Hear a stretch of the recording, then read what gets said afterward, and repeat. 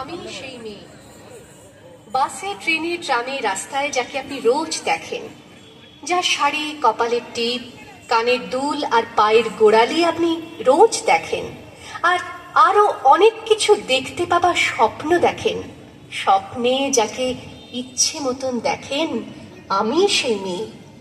বিহারের প্রত্যন্ত গ্রামে দিনের আলোয় যার ছায়া মাড়ানো আপনার ধর্মে নিষিদ্ধ, আর রাতের গভীরে যাকে বস্তি থেকে তুলে আনতে পাইক বরকন্দাজ পাঠান আপনি, আর সুসজ্জিত বিছানায় যার জন্য অপেক্ষায় অধীর হয় আপনার রাজকীয় লাম্পট্য, আমি সেই মেয়ে।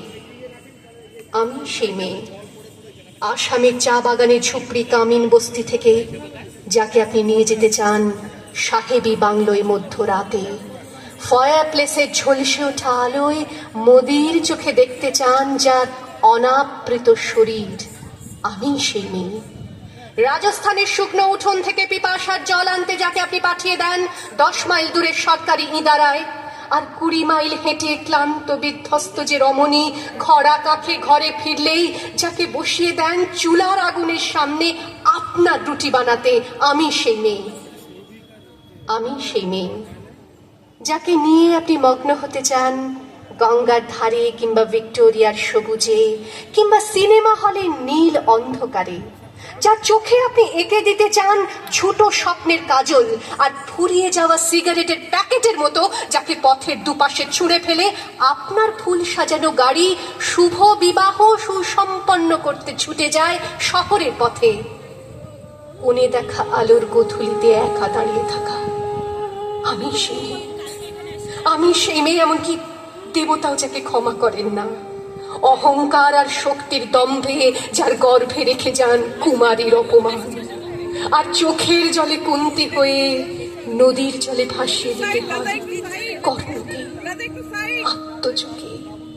আমি সেই মেয়ে।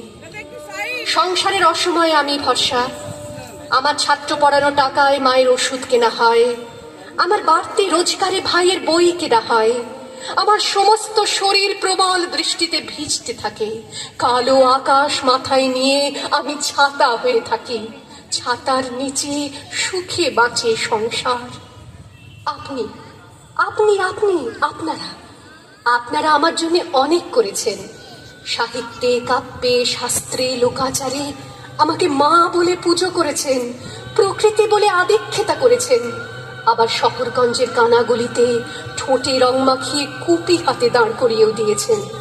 হ্যাঁ, আমি সেই একদিন হয়তো অন্য কোনো একদিন আমার সমস্ত মিথ্যে পোশাক ছুঁড়ে ফেলে দিয়ে আমি হয়ে উঠবো সেই অসামান্যা। খোলা চুল, মেঘের মতো থাকবে আমার খোলা পিঠ, দু চোখে জ্বলবে ভীষণ আগুন, কপাল ঠিকরে বেরোবে ভয়ঙ্কর তেজরশ্মি, হাতে ঝলসে উঠবে সেই খড়গ, দু পায়ের উপরে বেজে উঠবে রণদুন্দুভি, নৃশংস অট্টহাসিতে ভরে উঠবে আকাশ। দেবতারাও আতঙ্কে স্তব্ধ হয়ে বলতে থাকবে, মহামেঘ প্রভাং ঘোরাং মুক্ত কেশিং চতুর্ভুজাং কালিকাং দক্ষিণাং মুন্ডমালা বিভূষিতাং।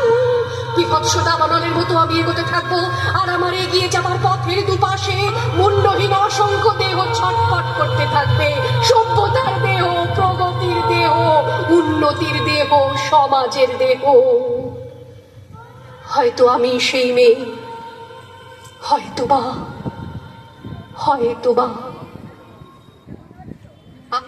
কবি শুভ দাশগুপ্তর এক জ্বলন্ত লেখা।